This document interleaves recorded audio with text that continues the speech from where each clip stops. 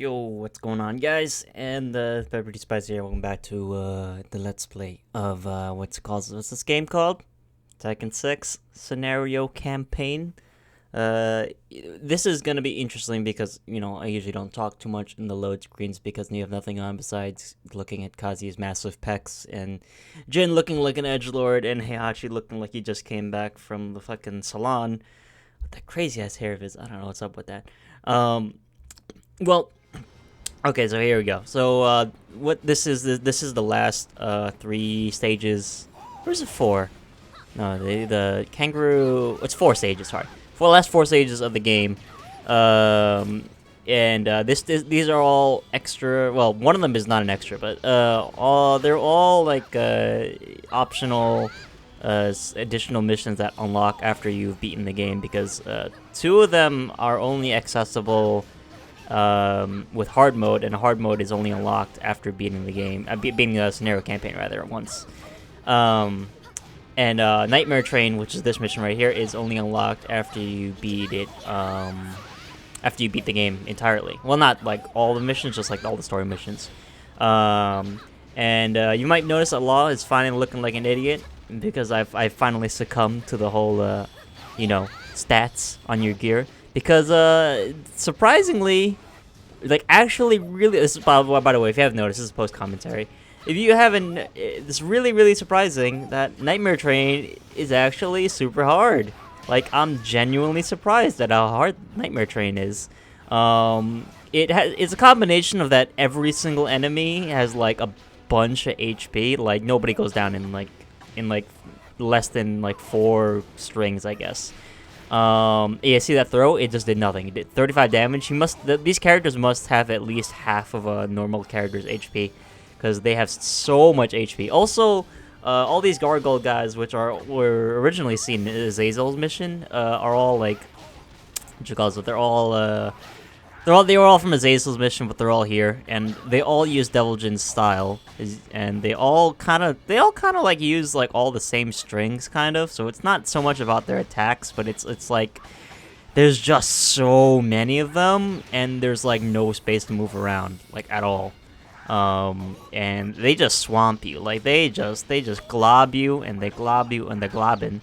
And it takes so long to kill them, and eventually you just get overwhelmed by how many there are, because you could block, and they're not, of course they're gonna do moves that are unsafe, but that's not gonna matter if you're getting hit every single second, even if you're blocking. Like, the good thing is that they usually all attack mid, but sometimes that doesn't even matter, because in this situation right here, like, I'm trying to counter hit my way out, but it's to no avail. Now, originally, the first time I tried this, I didn't record. I think I just tried out the mission, see if I could beat it, and I spent like 2 hours trying to beat it with regular, like, no gear equipped Law, and it was just so hard. Like, every time I thought I was getting close to the end, like, no, they just guy after guy after guy after guy after guy. They just don't stop coming. Ooh, a bit of an error there. They just don't stop coming. There's like 4 waves of groups of 12 or something like that. There's just well, maybe less than that, but there's just so many of them. That's the point. There's like 24 of these fuckers in here. It's crazy. You get lucky though, you can knock them off the train, but that's if you get lucky. Sometimes they knock themselves off the train too, I think. There's 4 boxes in the stage. The 2 at the end contain a chicken and something else power up, I think, and then the ones at the beginning of the stage, behind you, they have I think an S power up, like a rage power up, and 2 chicks, not like chicken. So that's already unfortunate. They don't really give you a lot of health. Oh, and then there's a minigun at the end of this side of the stage. One trick that I did find that was really, really helpful is that if you throw someone successfully, also the AI of these guys, I'm pretty sure they're set on like very hard or something. They're definitely not like your jobbers. Like they react and they button read, like they duck strings and block lows and such forth.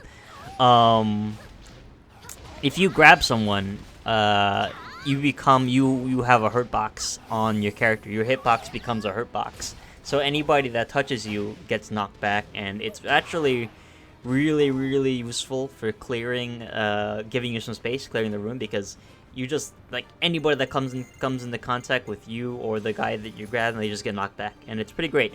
Only problem, of course, they have to land a throw, and you know, these guys know how to break throws, they know how to duck throws, so they're pretty strong in that department.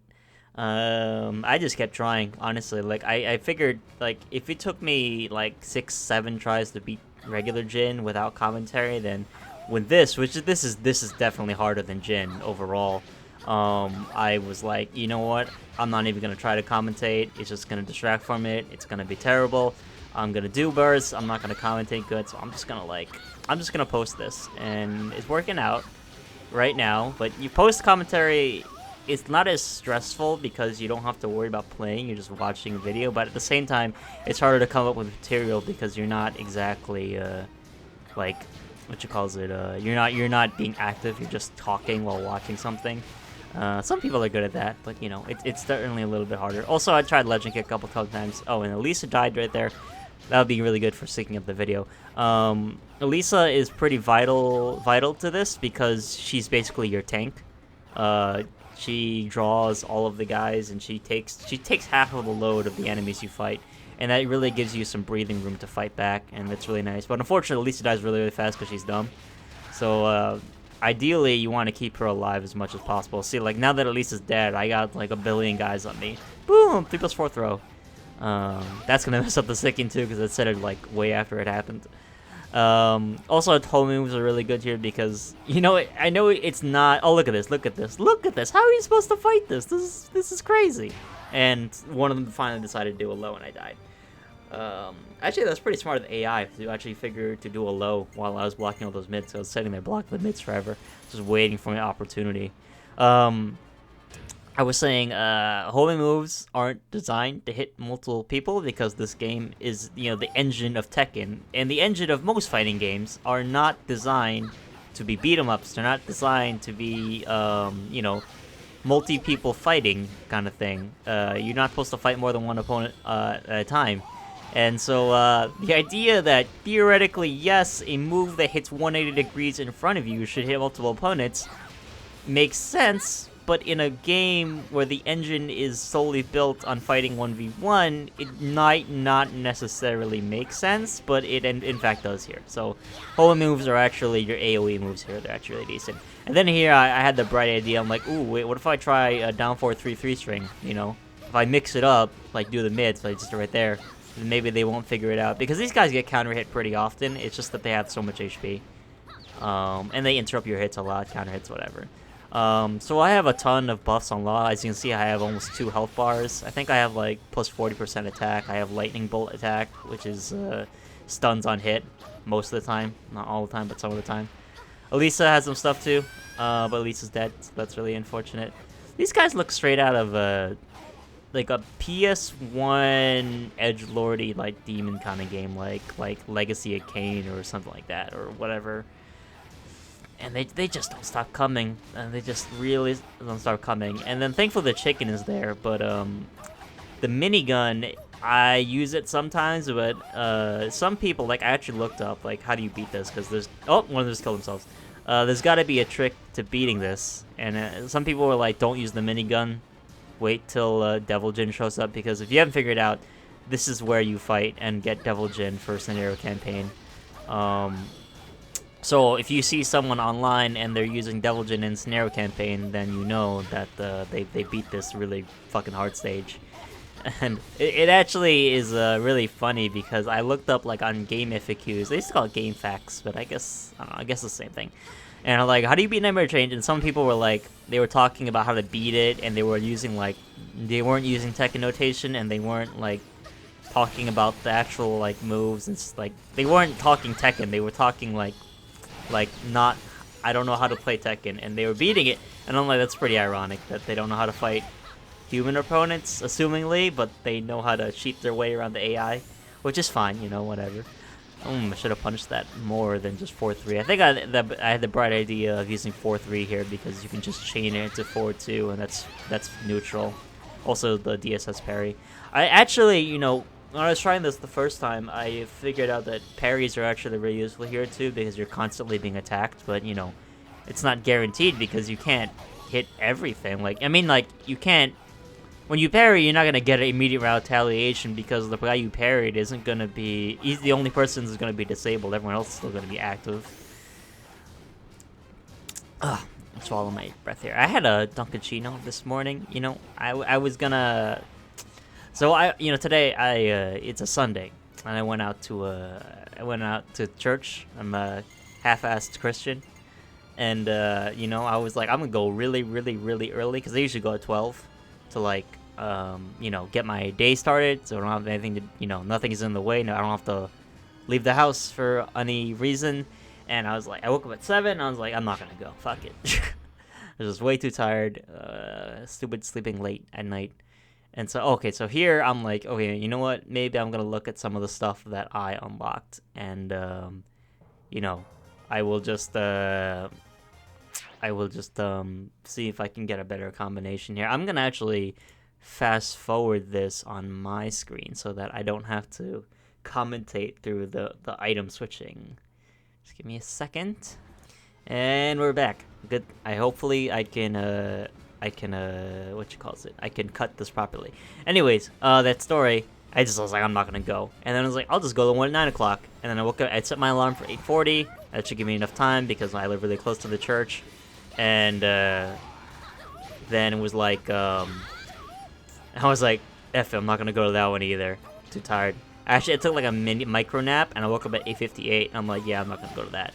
So then I woke up at 10:30. I woke up at not 10:30. I woke up at like 10:20, and my mom was like, let's go to church. And I'm like, all right, I guess that's my final reason to go. But thankfully, we went to the 10:30 mass, and we didn't go to the 12 one. So that was like still pretty good because then I didn't have to go to it in the middle of the day, because usually when I wake up late on a Sunday or the morning is busy, we go at 5, and that's the worst because it's like 5 o'clock is like the worst time to do things when you think about it, because that's the middle of the day, and then it flows up your pattern of like being productive because you have to be interrupted in the middle of doing things. Weird. Oh, stupid 5 o'clock. I wish we had 48-hour days. That'd be nice, wouldn't that? Pretty sure there's a planet out there that has that. We should go to move to that planet.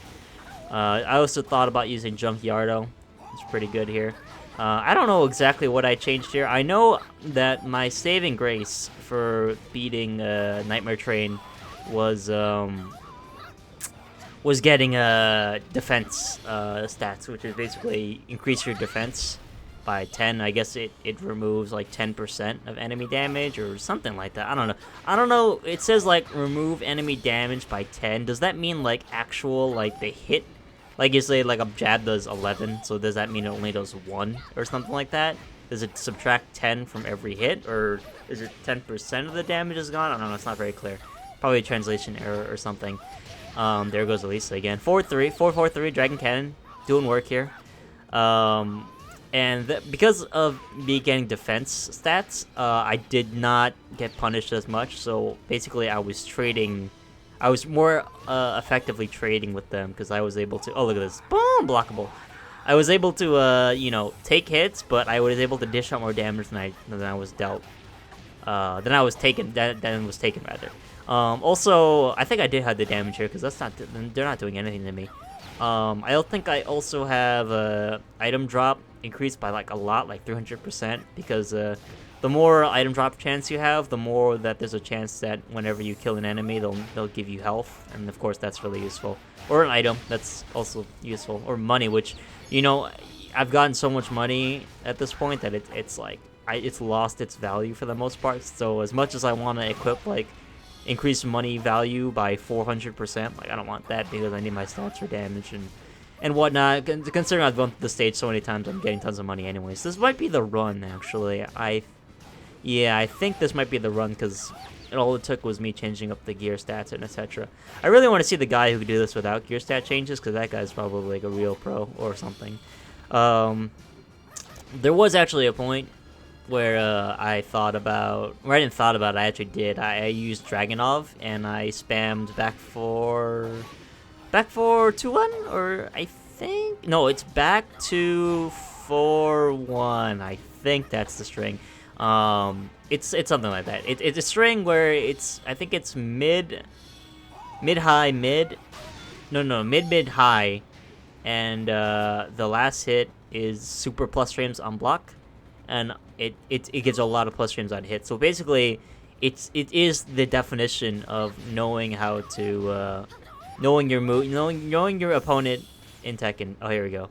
So from above, what is that thing incoming? So by that point, actually, I realized that that enemy was the last one because none of them were spawning. So I was like, fuck it, I'm gonna revive Elisa before we get this started.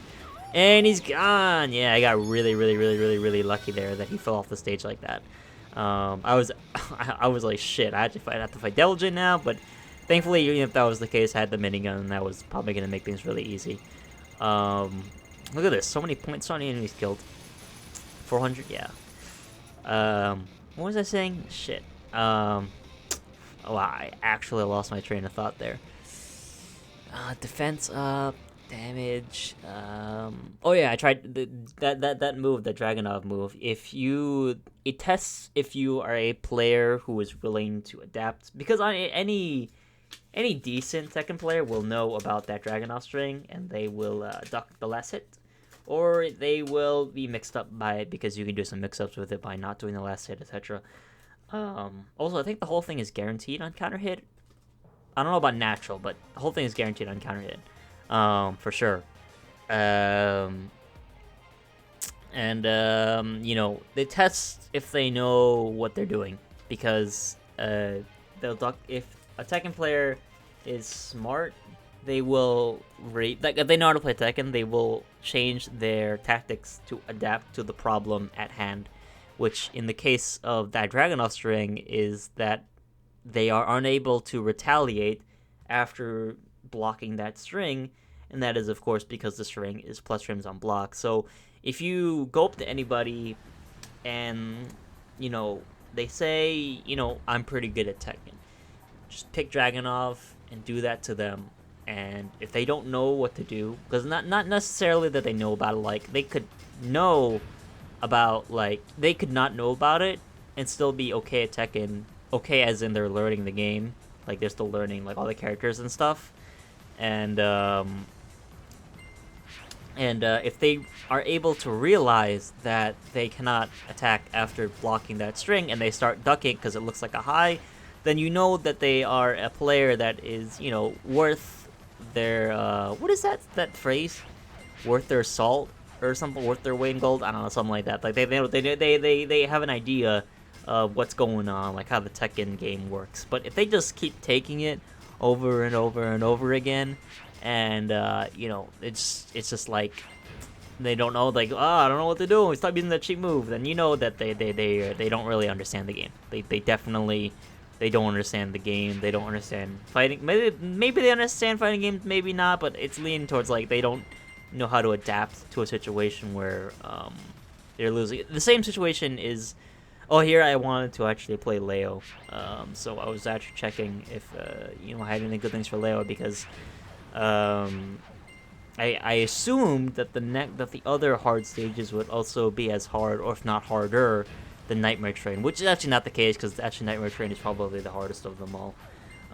Once again, this is customization stuff, so I'm just gonna skip past this. Okay, here we go. So, the next area that I did unlock was, what I'm going towards right now is I'm gonna go get Roger Jr. And the way you get that is actually really something that I didn't notice, and that's actually something that I wished was in more of the game, is in Christie's stage, which is the Seahorse Grand Hotel. You'll see here that there's two pathways. You go to left or right. If you go to left, you'll just, that's the normal route for the stage. But if you go right, you'll go to a secret area. Well, not really a secret area, but a secret road where you will fight a kangaroo, and defeating that kangaroo will allow you to fight Roger. It'll unlock Roger's stage, basically. Also, that was really weird. I thought that was just background stuff, but actually you can fight these super hot Brazilian women doing the capo dances and whatever in heels, no less. Crazy. Wow, they're all like a quintuplet or something. They got like the twin thing really going on there. Yeah, so there's not that many of this kind of stuff in the game, like hidden passages and such. What was I talking about before? This always happens to me. I always lose my train of thought whenever I have to bring something up. Like I have to change my topic because of the thing at hand. God, my attention span is awful, I must say. Must be that ADHD kicking in or something. Well, watch Law try to beat up these people while I think about what the hell I was trying to say. Leo is... Oh, there's that kangaroo. Pretty much just Roger Jr.'s moveset. Nothing special about that. This kangaroo does not normally appear if you just go the stage from the right, the left, which is actually much easier. And I did boom, but then I realized I still had to fight Christy. I think, right? Yeah. Then I realized, oh shit, I still have to fight Christy. Well, watch this loading screen while I think about the next course of action in this lame ass post commentary. Oh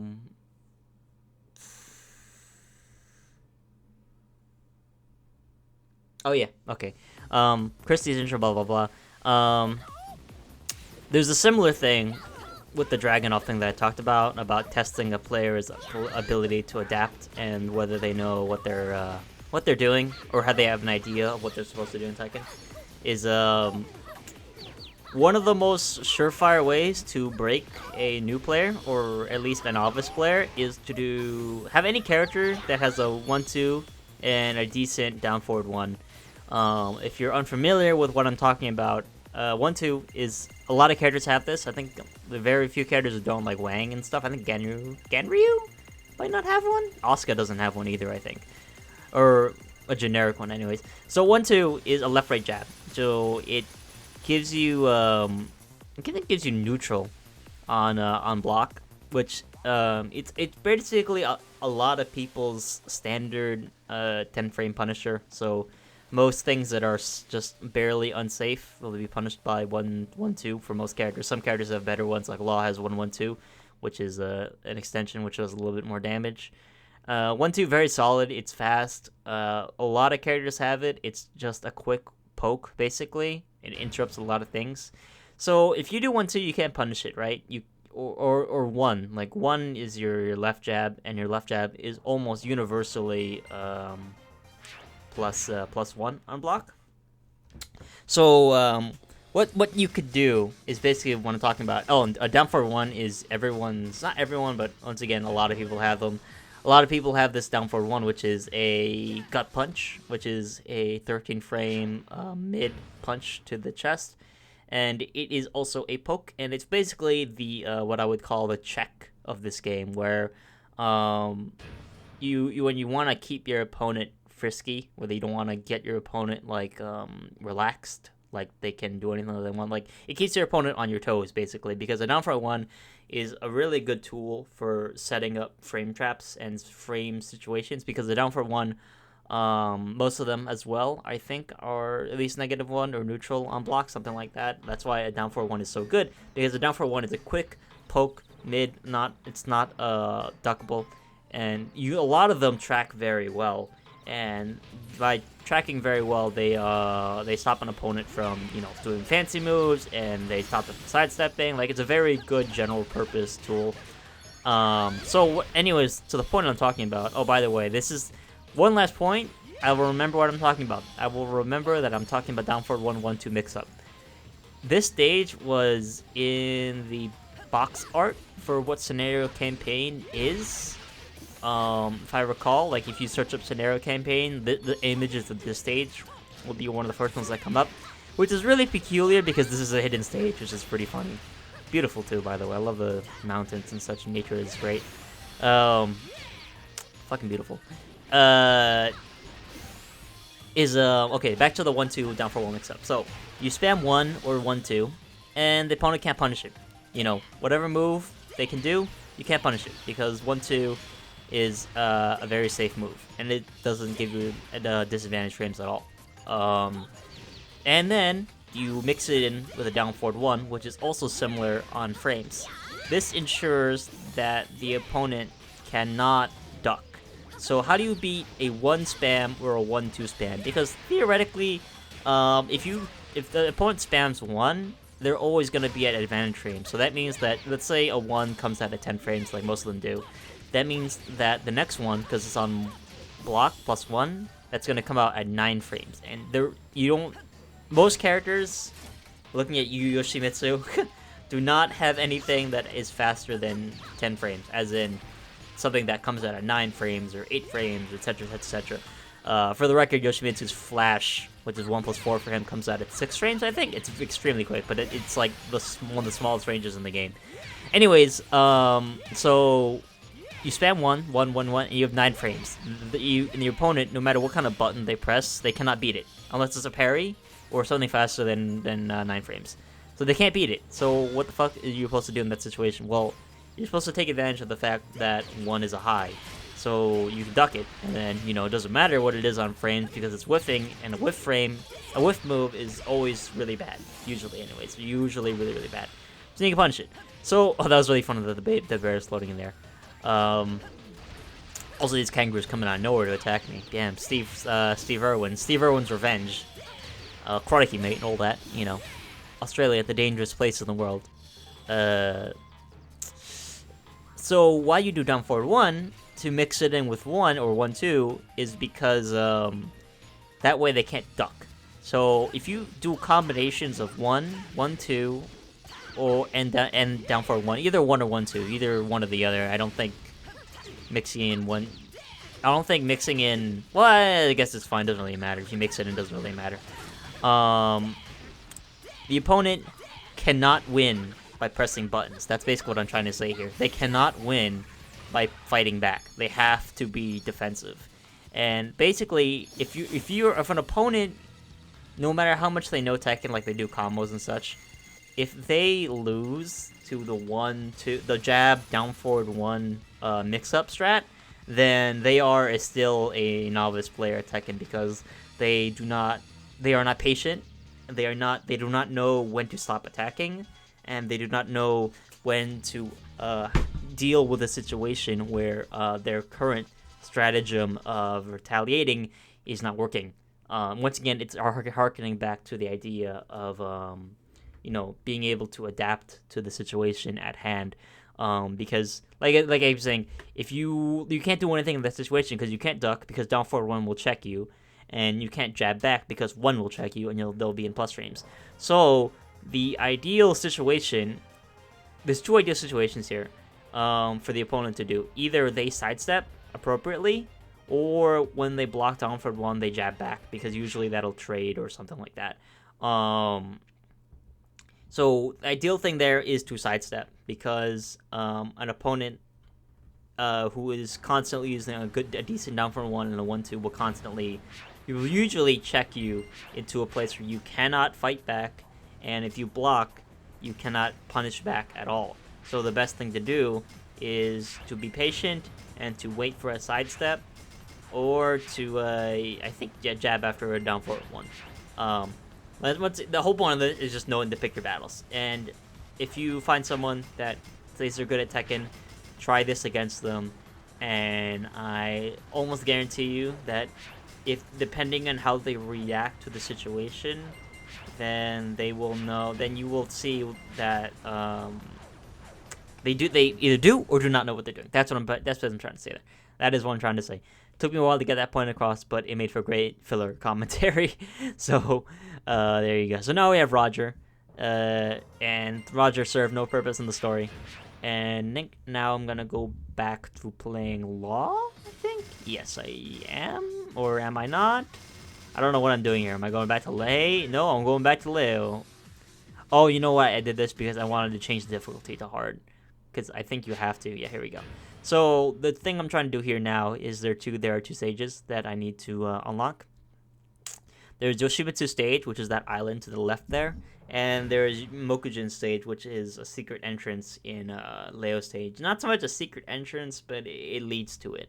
Because beating Leo stage on a hard allows you to access Mokujin stage, which is the second hardest stage, I'd argue, after Nightmare Train. I haven't even tried Nightmare Train hard, and I don't think there's any reward for that, because unless it means you can play as Azel, that would be kind of sick, but or Nancy or whatever, but nah.